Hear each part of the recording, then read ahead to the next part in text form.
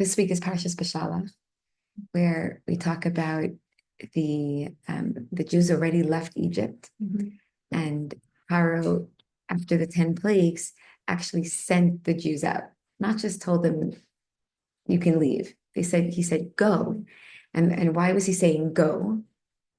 Not because he had enough pain and enough suffering, and he said just go. That's how it seems. Like after the 10th plague, it seems like 10th plague was so bad. Why don't you just start with the 10th plague? Why make them suffer extra? Start with the 10th plague. He would have let them go. But each plague was another step in the process of Pharaoh's teshuvah, that inside he should have a change of heart in his relationship with God, in his understanding of the purpose and God and God's connection to the world. So when Moshe first came to him and said, God said, let my people go. He said, what God? God created the world. He agreed, but God is in heaven and God is removed. Once God created, he let it go. And now the sun and the water and everything is keeping things going.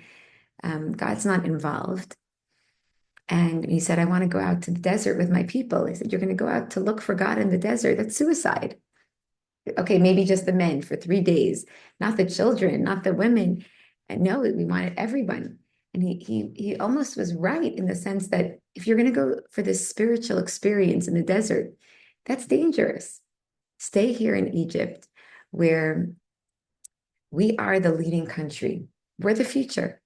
They were the smartest country, the richest country, the best technology. If you want a future for your children, it's here in Egypt. God is not connected. God is not a future for your children. By the end, when he said, go, take the Jews out now in the middle of the night, just leave, he wasn't saying, I've had enough. And that's why God hardened his heart. Remember hearing that God hardened the heart of Pharaoh? He hardened his heart to the pain, meaning that the pain shouldn't be the reason that he's sending the Jews out.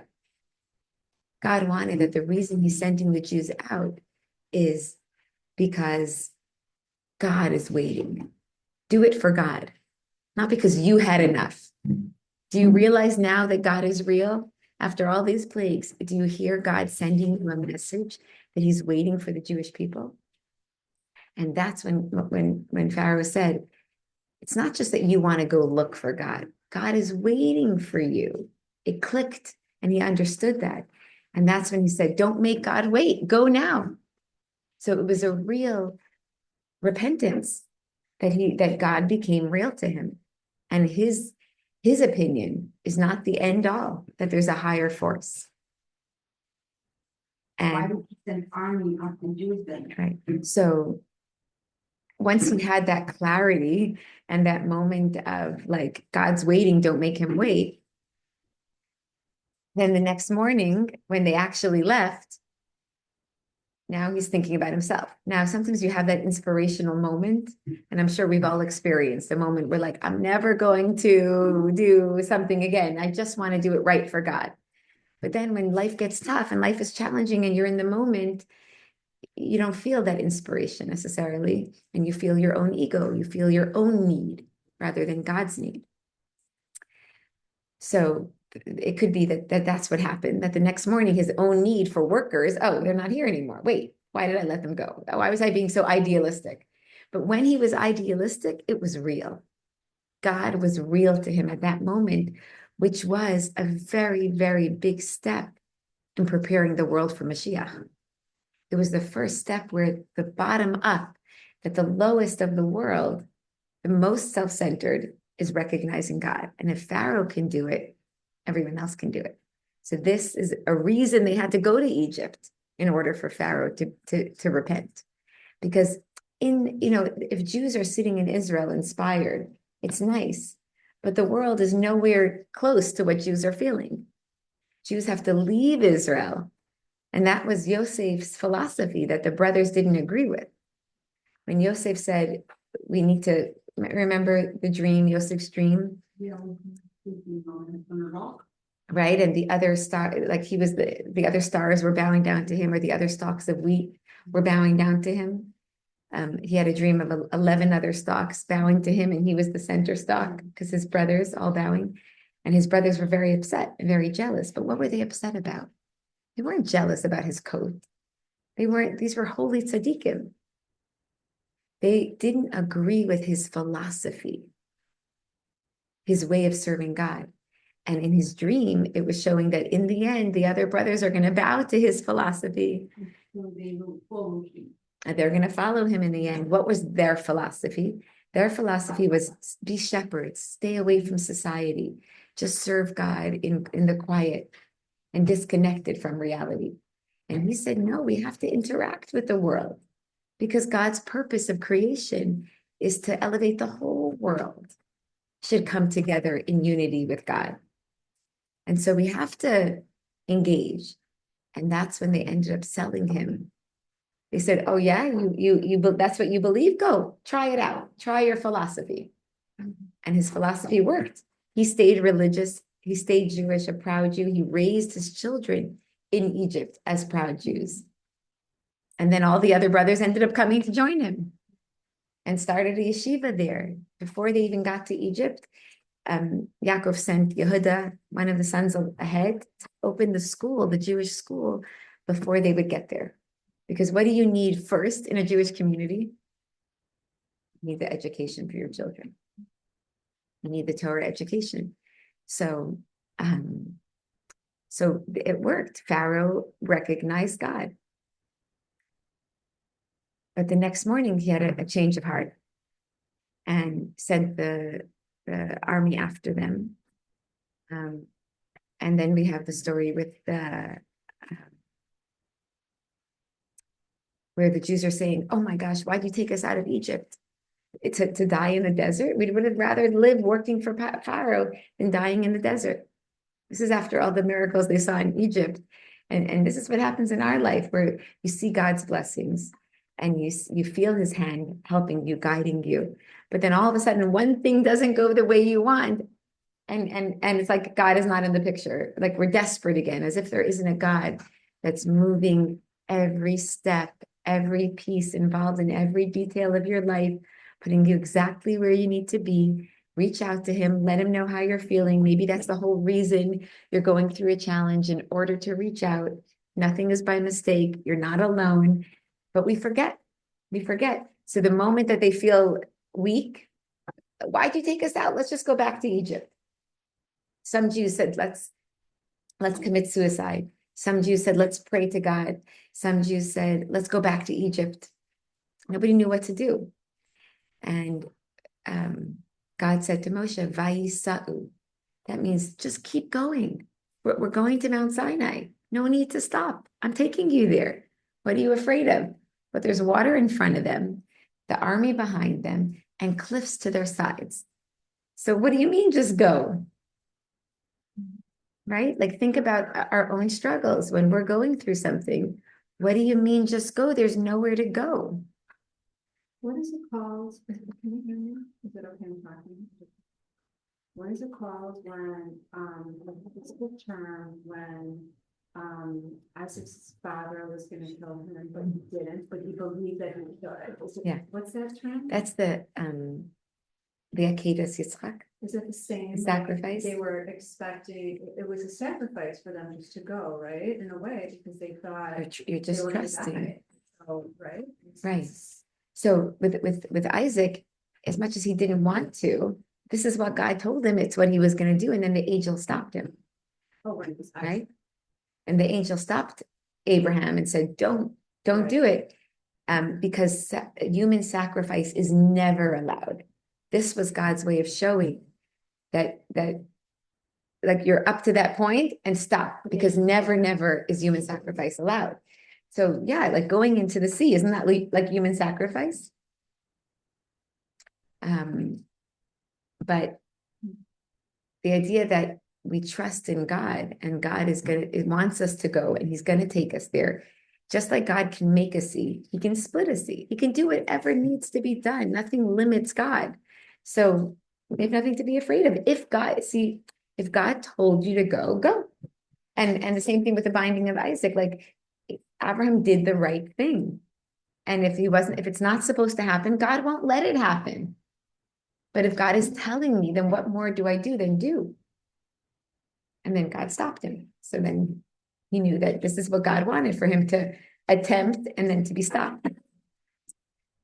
So when Moshe said go, there was one brave man. You know his name? One brave man that kept going. When everybody was like, what do we do? One brave man kept walking into the water until he got up to his nose. And that's when it split. His name is Nachshon ben Aminadav. And he was the one to say, what am I afraid of? See, when you think about it this way, do I have a life, an existence to protect? Or do I have a life to live? What's the difference? What's a life?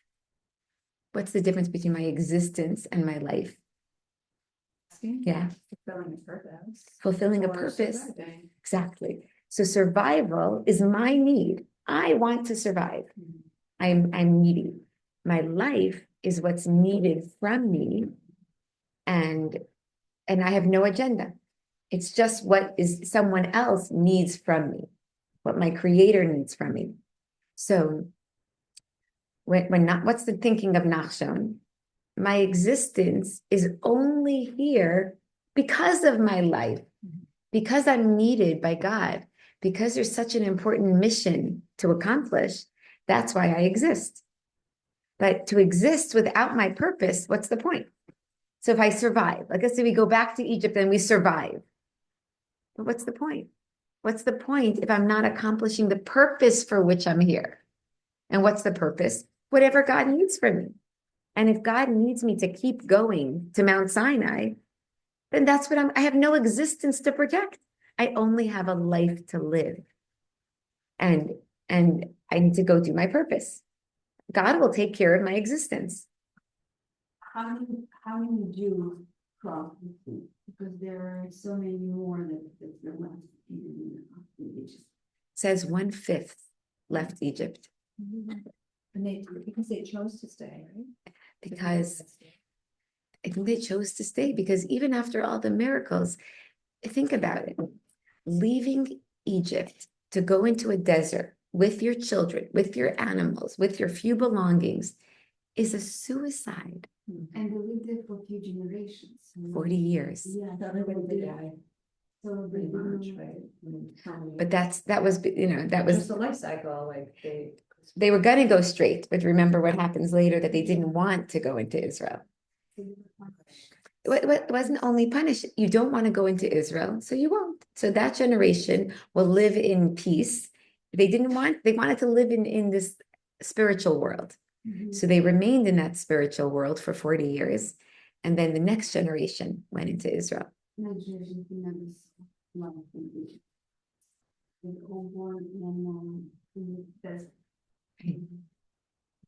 So they're saying that the amount of Jews that died in Egypt is much larger than Holocaust. That what? It's much larger than the Holocaust. Like significantly larger. I think it said 600,000 men crossed the sea. So I don't know what the total number of people. 1/5. But think about the Jews that chose to leave. Like here you have the Jewish leader saying, come, let's go. God's waiting for us. But it takes a lot of inner strength and courage and belief to say, yeah, I could take my children and my baby into the desert because if God's there and God wants us to go, he'll take care of us. They didn't have leadership, right? It's not like they had, people like you that had the wisdom. Well, they had, yeah. Remember, they started a yeshiva in Egypt. Oh. So they had everything that they learned from Abraham, Yitzchak, and Yaakov. So there was a lot of wisdom. And we learn that there's 3 things that the Jewish people didn't change in Egypt. They were very influenced by Egyptian culture, but 3 things they didn't change. Their Jewish names, their Jewish dress, and their Jewish language, The slaves, they were. which is really amazing. All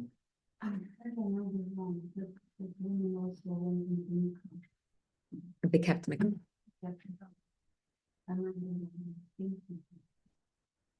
And it wasn't in secret, they allowed it, they allowed it. They guess they allowed it, yeah. But what's interesting about when the Jews, okay, so they crossed the sea. So Nachshon went, and God had told Moshe to hit the water, and the sea didn't. It slowly, it says over the night, and by the morning is when the sea split. So he kept going, and imagine going till it's at your nose, which is like when we go through a challenge, you don't give up when it gets hard. That's when you specifically keep going, because that's when it splits. Not how they feel like the bear hold my head above the water. Right. He went till there, like, but with confidence.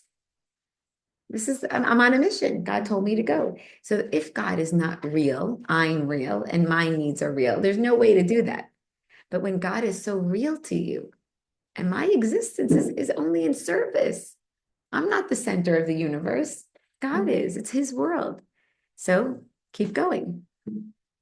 Besides the 10 plagues and all those miracles they saw, was there any at that point speaking to the Jew? Like, was there anybody there Moshe. besides Moshe that like had that connection? Moshe and Aaron and Moshe's parents, Yocheved and Amram, were the leaders of the generation, strengthening the Jewish people. So they really had to believe. I mean, all the people that left, they really had to believe. Yeah, they had to trust. Yeah. You try to put yourself in that position. Right. When Would God, you stay or go? would you stay or go? Yeah. And then you look at yourself in different situations. Am I staying or going from this situation, from this mitzvah, from this? Yeah. So we're talking about the Jews crossing the sea, right? So like they already saw so many miracles from God, but when God says go, and there's the sea in front of you, the soldiers behind you, the cliffs on the side of you, where do you go? Where is there to go? And one man was brave, Nachshon ben Aminadav, to keep going. So sometimes I think it takes more than trust to walk. It takes knowledge. Like the knowledge of God gives much more strength than the trust in God. And at that time, right, there was more prophets, there was more, now it's everything's so much more concealed, so much more hidden, I feel like. It's so much harder to get a glimpse of it. Right. Well, they just came from all the miracles, right? Sure. But and still it was hard. Still it was hard to trust. So this is where the knowledge of God gives so much strength. Why? Because if I trust in God, what am I saying when I trust? There's emunas Hashem and there's yedias Hashem. So like in emuna, like the faith, there is inside of us, deep inside of us, a place that knows God so deeply and knows that God is real. So even though the rest of my voices are saying, I'm scared, I don't know, I never saw God, how do I know he's real? There is that voice inside that we get from Abraham that knows God so deeply. So we could trust that voice. So my regular mind doesn't know what's going on, but my Jewish soul feels strong, right? So I could tap into my natural emunah, or I could tap into my trust of, I trust that he'll take better care of me than I will, right? So who should I trust, myself or God? He's my creator. Let me trust him. But still, it's kind of about me because I'm looking for my self-protection. And I'm trusting that he'll take good care of me. I don't know how, I don't know why, but I'm just trusting. Then there's Yediah, the knowledge of God, Yedias Hashem. The knowledge of God understands God and understands God's purpose, And therefore, it's not challenging. It's not like, I don't know what you're planning, but I'm putting myself in your hands, which is nice. It's a level of relationship. But the knowledge of God is, is the knowledge that I and my existence are not so important. You and your purpose for creation is absolutely urgent. So when I'm taking these steps and when I'm taking these actions, I'm not just trusting that it's going to be good in the end. It's good right now because you have a purpose, you have a plan, you're putting me exactly where you need me. Even if I'm not comfortable and even if it's challenging, it's necessary. I'm doing this for you. So I have nothing to worry about right now. What's that knowledge? So the knowledge comes from learning. The knowledge is communicated by our tzaddikim. And today it's found so clearly in the teachings of Chassidus. Because what is the teachings of Chassidus? Chabad Chassidus is the knowledge of God. Get to know God. And we know that in the end of days, what's going to happen? The whole world is only going to want to know God. So right now you have most of the world trusting in God, right? What percentage of the world believes in God? A very big percentage. Mm-hmm. So they believe in God. You have a lot of religious people in all different religions believing in God and maybe even trusting in God, praying to God. But there's a piece missing. Right, the whole world. Yeah. That the whole world, they talk about God, they believe in God, but there's a piece missing, the knowledge of God. Are they stopping to say, God, what was your purpose in creation? What are you getting out of this? Do they want to get to know him? That's very personal, that's very close. And in the end of days, that's all everybody's going to want to do. Just tell me, I want to know God. And who do you think they're going to turn to? The whole world is going to turn to the Jewish people to say, teach me about God. Because we were given the Torah. We were given the Torah to be the light unto the nations, not just to keep it to ourselves, to teach it to the whole world. But specifically within the Jewish world, who are they going to turn to? Chabad, because Chabad has the teachings of the knowledge of God. The teachings. Welcoming and non-judging, but they study God's purpose for creation. How could God be benefiting from creation? How could this all be necessary to God? Spending hundreds of years studying this, hopefully you have something to share when the world comes running and begging for information. And that's why I feel the time we're living in right now and what we together as a small group are doing right now is studying the knowledge of God, getting to know God, getting to understand. And so we're preparing not just for ourselves, not just our benefit, but when the world comes asking, what do you know about God? What do you know about why he created the world? How can I serve him better? What can I do better? We all are going to be needed to be teachers. It's not like, oh, go to my Rebbitzin, she'll tell you. No, when the whole world is asking, all hands on deck. Anybody that studied even one, here, every week they copy this in shul. They give you, remember that book I showed you last time?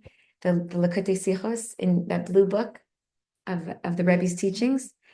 Oh, Yeah. So they photocopy, somebody does it, photocopies this week's Parsha of a talk from the Rebbe, and they put it in shul, in BRS, and they have them available. I think probably in the front where all those papers are. Mm-hmm. So didn't read this one yet this week, but even if all you studied was 1 week's lesson from the Rebbe, then you have Torah, the written Torah, and you have the Hasidic interpretation, which adds a deeper level, a deeper layer of the knowledge of God. Like while this story was happening, while the sea was splitting, why did God choose to put the sea there? God could have put the sea somewhere else, so it wouldn't have gotten in the Jews' way, right? But if God specifically took the Jews that way and put the sea there so that it should block their way and he should have to split it, he did it for a reason. What's his reason? But the whole time, mostly through the generations, what are people focusing on? We're focusing on, thank you, God, for splitting the sea for us, right? That's a connection. That's gratitude. That's a relationship there. But the whole relationship is based on what God is doing for us. But when the Rebbe brings an explanation on the splitting of the sea, he's gonna ask the question, why did God put the sea there? Why did God bring the Jews that way? Why did God want to split the sea for the Jewish people? What message was he trying to give the Jewish people? So you see, now we're trying to see it from God's perspective. What is it doing for him to do this miracle? It's a whole nother layer and a whole nother perspective. And that's precisely what the world is going to come and ask us. They want to know it from God's perspective. And sometimes in our lives, we think we are at the end. Because everybody thought it was the end. Right. But we the beginning. Mm-hmm. That is what the last. Yeah. And so coming to the sea is coming to a whole nother universe, right? There's the universe of earth and everything that's visible to the eye. And then when you come to the water, there's an entire universe under the water that we don't see. And so by God splitting the sea, what he was showing us is, I want to reveal to you a completely new universe. Mm-hmm. You know the world from your perspective, but please allow me to share the world with you from my perspective. And so they say that at the time of the splitting of the sea, all God's secrets were revealed. Like the whole story and everything about God, he did it through splitting the sea and then able to see what happens under the sea. That was only symbolic of what was really going on by the splitting of the sea, is that God was showing himself to the Jewish people. In what sense? So maybe it happened on many different layers. Mm-hmm. Maybe different people saw different amounts of godliness. Mm-hmm. It's like, when you open your heart to somebody, right? You just share everything. It's different people can receive different amounts of what's being shared. And also God was making accessible in the world now his inner, deeper secrets that maybe weren't accessible before. It was a separate universe, hidden. But now God is saying, I want you to enter. I'm bringing you to Mount Sinai to share myself with you. It was also like a message of opening up of this hidden universe. That's where I'm taking you to. Through the splitting of the sea, through showing you what's hidden under the sea, I'm taking you to Mount Sinai, where you're going to see what's hidden beneath it from me that you never knew.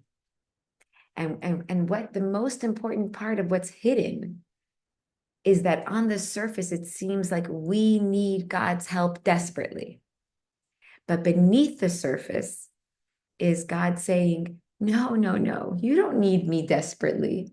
Because if you don't get my help and a person passes away, his problems are over. God says, what you need to know is that I'm the desperate one. I created you. I need you desperately. If you don't do it for me, I can't die. I'll just keep needing and needing and needing and waiting. So that's an urgent need. A need that can stop is not urgent. Like a person needs to breathe, it feels urgent. But if they don't breathe, then okay. So now you don't need to breathe anymore, God forbid. But God won't pass away if we don't do the mitzvah. but he'll be waiting and waiting and waiting desperately. What God wants us to know that I'm the one that created the world for my purpose. I wasn't satisfied before you were here. I created you because I'm the one that can't be without you. So out of sensitivity to me, would you come to Mount Sinai and receive my Torah? But the other way to come to Mount Sinai, without the splitting of the sea, they may have come to the Torah, to the giving of the Torah with like, oh, what's in it for me? What's good about getting the Torah? Let me see if I want it. Let me see if it's helpful for me. But that would be the surface of receiving the Torah. On the surface, you see how you benefit from the Torah. That's not good. Negotiating and Right. getting a good deal. Let me get the most I can. But because they went through the splitting of the sea and God's heart was open to them, when God asked them, do you want the Torah? They said yes without knowing what was in it. That's not a good negotiator. That's not a good business deal. Surrender. Why'd they do it? Because they were saying yes to God, not to the Torah. If you want to share yourself with me with your Torah, then we're saying yes to you. I don't care what it says in the Torah. I want you. And the only reason they were able to do that is because of God revealing and saying, come to me. I want to share myself with you. And that experience of walking through the splitting of the sea, walking through a universe that's usually so hidden from us and now is open to us. That's just the symbolism. What was really going on is God was opening up his universe to us. And that touched our hearts. And we responded the right way. We responded with, yes, we want your Torah. And we'll find out later what it says. The words are na'aseh v'nishma. I'll do, and then I'll hear. Yes, I'll receive your Torah, whatever it says. And then we'll understand it later. That's only in response to the hidden universe of God, as opposed to the outer. Let me use God as my helper, as my ATM machine, as my source of blessings. That's on the surface, but beneath the surface is what it's doing for him. After they crossed the sea, Moshe sang with the men, a song of praise to God, Az Yashir, which now is part of our daily prayer, a long song of praise. Mm-hmm. And then it says that Miriam took her tambourines and told the women to come sing with her. And it says a few words. I was going to read it inside. A few words that the women sang. Here it says, Vachikach Miriam, and Miriam took, Miriam Hanavia, the prophetess, Achos Aaron, the sister of Aaron, Es Hatof Biadeha, the drum in her hand, Vatetz Sena, Kal Hanashim Achareha, and all the women followed after her. Batupim Ubim with their instruments, Vatan Lahem, and they said after her, after Miriam, Shiru LaHashem, praise to God, Ki Goa Ga'a, because he is high and exalted. Sus v'rachvo ramavayam, the horses and their chariots are deep beneath the sea. So what they're saying is God is the exalted one. All these big chariots that we were afraid of, they're beneath the sea right now, right? So they sang this song. Now the Rebbe explains that the Haftorah is the chapter from the prophets that's read every Shabbos after the Torah reading, which one is usually connected to the Parsha. They pick one that was connected to the Parsha. So what's the Haftorah for this week? Is the Shira, the song that another woman prophetess sang to God, Devorah. So it's written down the song she sang, Devorah, the prophetess, and that is what we read in the Haftorah. But the Rebbe asks, there's also the songs that King David sang to God, and in this parsha is also the song that Moshe and the men sing to God. So why did they only choose a woman's song as the Haftorah rather than a man's song? And the reason that the Rebbe explains is because the joy of the women after the splitting of the sea was far greater than the men's joy. Why?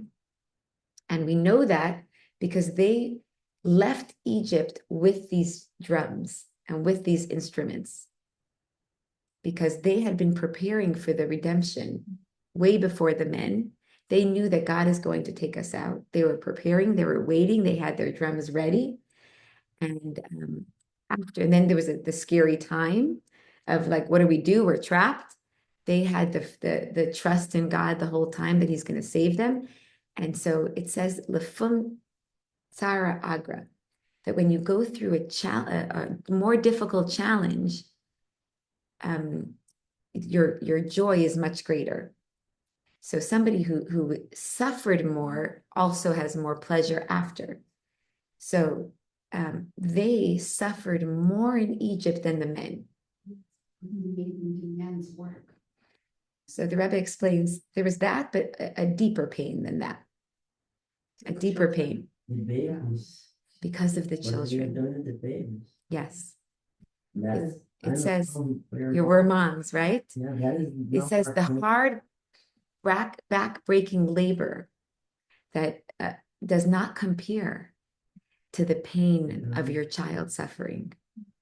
So there's the physical suffering, and there is the throwing in the Nile.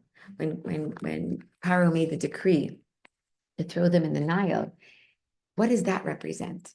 It's not just the pain of losing the physical child. Why did Paro want the children specifically thrown into the Nile? He could have just had them killed. What was he saying when he wanted them thrown in the Nile? Everything has a deeper layer. They used water for. Yes. What did they use the water for? Excellent. What was the water in the Nile used for? Why was it? Sure, wow. It was their source of sustenance, Sure. because the water would overflow. There wasn't a lot of rain. The water of the Nile would overflow, and that's how they would feed, how they had their crops. It would feed their crops, and if they didn't have the Nile didn't overflow, then they didn't have good business, and they didn't have food. So what was Paro saying by asking them to throw their child into the Nile and their babies? Paro was saying, right from the start, throw your child into making a livelihood, worrying how he's going to make a living when he gets older. Right away, their education should be how you live in this world by making a living. That's the priority of life. That's the message that Paro was giving them. And That's not how the Jews. that's not how the Jews do it. You don't worry about how you're going to make a living when you're young. You worry about why you're here, what God created you, and how you live in service of God. That's life. Life is not a living. Is not money. That's existence. So to spend your first 20 years, 15 years worrying about your existence, no, your parents take care of your existence. You have to worry about your life. Why are you here? What are you here for? How does God want you to live in His world? That's education. And Paro didn't agree. He said it's dangerous. It's suicide if you don't give your children an education of how they're going to make a living. So there was this disagreement the whole time. And, by Paro finally agreeing to send the Jews out, he was agreeing that God is important, and serving God is important, and being there for God is important. But then when they came in front of the water, where now they're trapped again, Paro is chasing them, and the water's in front of them. So when they were leaving Egypt, they didn't have to end up fighting the Egyptians. God said, "I'll fight this war for you," because what was the war with Paro? It was the war. Should we focus on God, or should we focus on our existence, on our livelihood? And when the Jews chose God rather than a livelihood, they said, we're not throwing our kids into the water.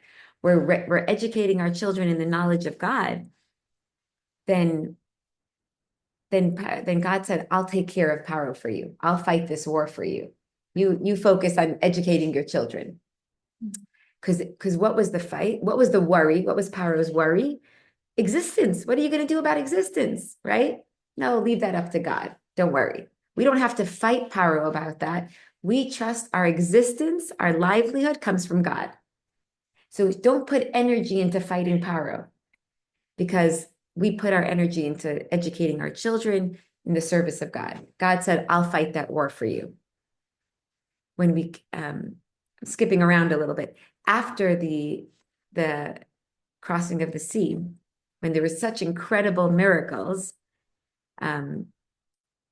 okay, while we're still at the sea and the Paro, God fought the war for the Jews, right? He fought it with the 10 plagues. He fought it with the splitting of the sea. And like the women saying, God is exalted and the chariots and the horses are under the sea. What is that saying? That's like proving their point. You're going to worry about your livelihood? You're in God's hands. You could spend years acquiring money and acquiring riches and acquiring a strong army. It doesn't do anything because God is the one in charge. So the women who had been, what was their pain the whole time? Their pain is not just the existence of their children, it's the soul of their children, wanting to make sure that their children are not just going to follow the Egyptian way of entering the Nile, of just worrying about money and existence, that they should worry. What should be the worries of their children? That God is getting what he needs. That their worry is it's all in these few words that the women said. This is the greatest pleasure. They danced with their tambourines. They were so happy because what were their children witnessing was God is the exalted one, and the horses and the chariots are under the sea, which means say it more clearly, serving God is the way to go. Worrying about our livelihood, worrying about our existence, worrying about our safety, that's in God's hands. And proof, case in point, look what just happened. And when your children feel the way we feel, that they feel God is the exalted one and the horses and the chariots are under the sea, when our children feel that way, now we're happy. Like you were saying, what do you worry about? Just your children. Yes, God is the center, but what do your children feel? We're not happy until our children come along, as in saying these words of the women. God is the exalted one, and the chariots and the horses are under the sea. Don't worry, God's taking care of our existence. When our kids can say that, now we can relax. Now we can dance. But the pain of thinking that our children don't think this way, and when our children think the opposite, that the horses and the chariots are the exalted ones, and making a living is the exalted and respected path. And God, if I have time, that if that's what our children are feeling, that is the greatest pain a mother can experience. And that had been her pain all the years in Egypt. And now when she came to the other side, and it was so clear that God is the exalted one, and all their children were witnessing, the joy was, but the men's joy. So what's the difference? Why is the men's joy not the same as the woman's? So he and that's what the Rebbe says, that a father doesn't worry in the same way as a mother. It's the masculine, feminine. The masculine needs to worry about the surface, about, are my kids safe? Are they healthy? Do they have everything they need? But a mother says, that's not the end. Where's their heart? What is exalted to them? And that's why the details of the home, what the kids do, what they watch, what they wear, where they're going, who's their teacher, who's their friends, all these small little details that you might think, whatever, let them have fun. The mother knows, no. This is serious business, right? We know as mothers, it's what we stay up at night worrying about. What's happening in my child's heart? Is that so? Oh my gosh, I'm gonna cry right now. It's true. I can't, it's like, it's nonstop. It's It's nonstop. like all the time, all the time. Yeah. And that's It's like you can't why, let it just. and, and I'm sure. you Yeah, feel this so way. my It's husband like, feels like more like, he worries, like he's very calm, but Yeah. he worries as much, right? But he's very. so a man that does, that's unusual. Good it's for not, you. yeah, it's not just unusual. It's the woman is supposed to be the role model to the men Oh, on how they're supposed to you be. did a really good job. Oh, so I'm like such a warrior that he gets it, okay. Yes, really, that's why God created the woman different than the man. God created the woman more similar to him, more similar to God, that we have more access to our godly voice than a man does. And a man has to work for it. So he has a different challenge. And that's why in the morning blessings, what does a man say? He says, "Thank you, Hashem, for not making me a woman." Why? Because he's thanking the God for the challenge of having to become like a woman. He gave him a break and then. And that No, God, opposite. the opposite, that the man has to work hard to become like a woman, meaning similar to God, think like God, feel like God. And they have the challenge. So they're thanking God for the extra challenge and the extra mitzvot, like tefillin, that they have to do in order to get there. But the woman is the role model. So yes, all men are supposed to get there as well. And in the end of days, all men will learn to be more like women. They'll still be men, but, and this is a whole nother conversation. But but this pain that we are going through now in the end of days, just like the women in the end of days in Egypt, harder and harder and harder. And they finally left Egypt. And now it's the pain again of their children saying, let's go back to Egypt, because safety is number one. Going to Mount Sinai is like the cherry on top, but safety is number one. Let's go back to Egypt. And the women are saying, no, the service of God is where we're needed. But they were feeling worried. What do our children feel? Are they coming along? And the joy of the miracle and the joy of everybody witnessing God being the exalted one. They saw this coming. They've been praying for this. They've been wanting their children to go in that direction. Like they were there all along, but not everybody else. But now when everyone together is praising God, the women's joy knows no bounds. And it's going to happen again when Mashiach comes very soon, that we will be those women singing praise to God with our instruments ready to go, because we saw it all along. We've been worrying about it all along. We've been working towards it all along. What's in our children's hearts? Is God the exalted one? And the horse and chariots, their existence is in the sea. We're not worried. We're in God's hands. Let's just keep going. Serve God and praise God and feel the pleasure of serving God and leaving your existence up to Him. So that's why it in the Haftorah it brings another woman's song rather than a man's, because the woman's song joy was so much greater than the men's. Then the Rebbe talks about another point. After leaving the splitting of the sea, you would think that the whole world would be in awe of the Jews. But what happens? No. What happens? Which nation comes to start up with the Jews? Remember? The Amalek. Amalek. Amalek is What is that now? who are they now? Well, like The obvious. the obvious, Okay. the obvious. And we know very clearly that Haman in the story of Purim was a direct descendant of Amalek. Sure.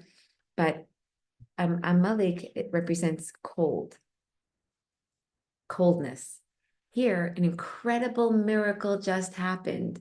And it even says that water split all over the world. Like the whole world knew about this miracle.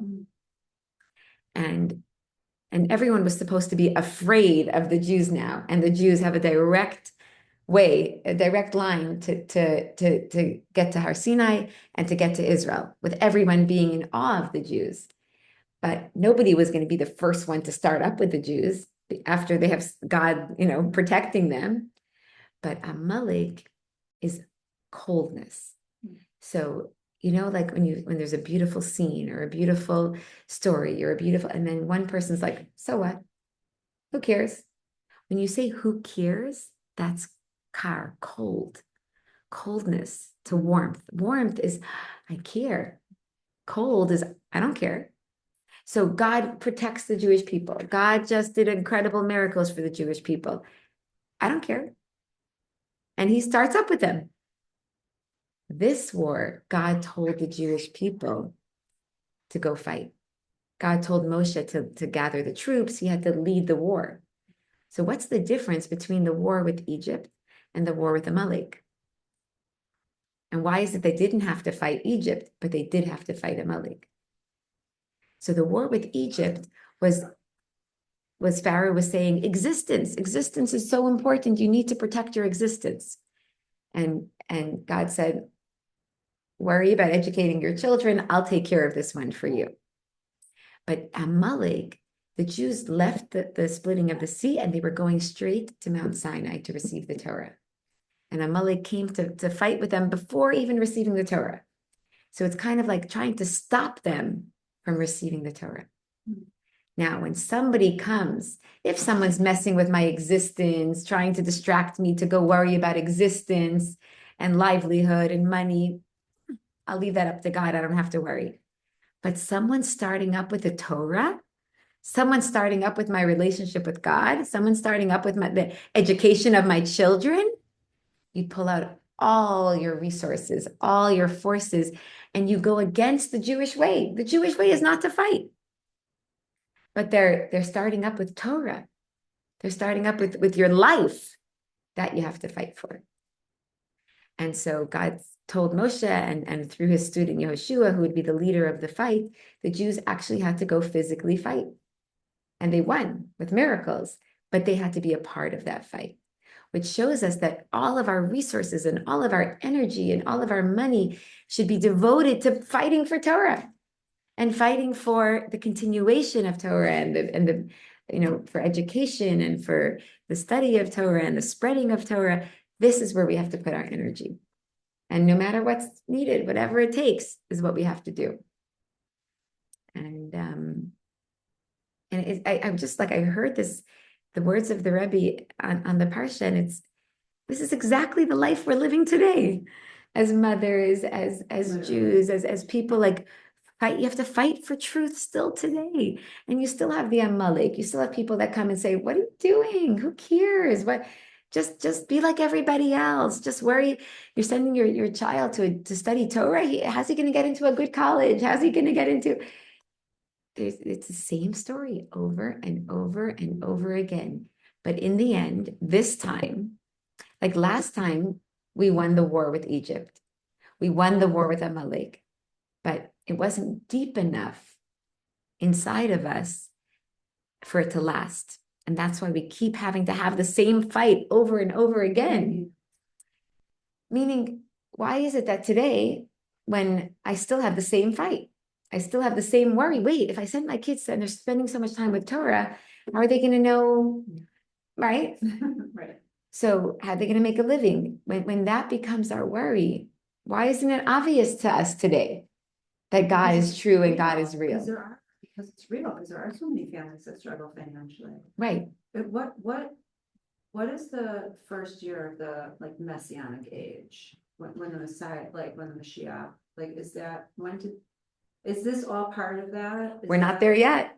We're in the footsteps. We're in the footsteps, Yeah. but when did those footsteps start? When was that era? Like what, was that like around It that? seems like after the Holocaust was like when the Rebbe with the Rebbe's, Okay. yeah, with it, Okay. like that low, and then now it's a new start. Now we're in America. Now you could teach children everything good. Somebody came to the Rebbe and said, what are we going to do in America? You can't force children to do anything. How are we going How are we going to make sure that Judaism continues? And the Rebbe said, in America, you can't force children to do anything. But if you teach them, they can do everything here. No one's stopping them. So here we can do everything. So now let's choose to do it. We're not forced. And with all the teachings of Hasidus is what makes God so real that why would we not choose it? And once you can explain to somebody else how real God is, why wouldn't they choose it? So let's just keep these teachings going, and it's going to be the times of Mashiach. It's just going to be so real where the whole world is going to come and say, teach me. And hopefully we've studied the Rebbe's teaching so that we have what to teach. But we're saying even for B'nai Noach have to pick Chabad. Doesn't mean nobody has to become Lubavitch. You have to have Hasidus. You have to have the Hasidic way, because this is not what happens in the end of days. For thousands of years, we've been studying the written Torah, but we didn't have the deeper layer. And the teachings of Hasidus is that deeper layer, meaning I could study the Torah from my perspective, or I could study the Torah from God's perspective. Like, what does this mean to me that God split the sea? Wait, what does it mean to God that he split the sea? He's the one that needed to open his heart to us. So you can say, thank you for opening the sea to me. But God is saying, no, I needed the sea to split. I needed to open myself up to you. And but who studies that part of the Torah? That's what's revealed in the teachings of Chabad Chassidus. Mm-hmm. And there was a lot of resistance to the teachings of Chassidus because it's too personal. How could you talk about God's essence? That's what happens in the end of days. That's what we're supposed to be learning now. And naturally, that's what's going to happen in the world. That people of the world are going to come to the Jews and say, please teach me about God. So the Torah they could study the written Torah, but that's not enough for them. They want to understand God deeply. And that's in the hidden teachings only. And I one day, That's totally true. yeah, you can tell us about it. it. You studied Torah your whole life. But I needed something deep and understand the more details. And I tried everywhere, like the fire and then Chabad. Right. Even within the Jewish world. Taught us, and we learn more and more now. We cannot live without. And you get the Hasidic, what's God's perspective on every pasuk of Torah, on every chapter, on every story? What's it doing for him? That's Chabad. So one time on the tours, we once had a couple come from Colombia, South America, and it was the husband's birthday. They weren't Jewish, but the wife said, my husband loves the Jewish people. And as a birthday present, we booked this tour because he's desperate to learn. And he said to us, I want to know the Jewish perspective on God. Like, what do you think about God? That's what I want to know. So he's coming specifically to ask about God. Like, what do we understand about God? What do you know about God? I want to know the Jewish way. So all Jews are needed to teach the whole world. But do all Jews have the knowledge of God? Quickly, everybody learn, because you're all needed to be a teacher. Everyone, not just Chabad. Everyone is needed to be a teacher. But most people don't think of themselves as teachers. And if you're not Chabad, then you for sure don't think, I could teach you about God, the hidden secrets of God. I don't know. I don't study. Yeah, but the people are desperate for you to teach them. It's not whether you're interested or not. People need you. And every single Jew is going to be needed to be a teacher because there's billions of people in the world.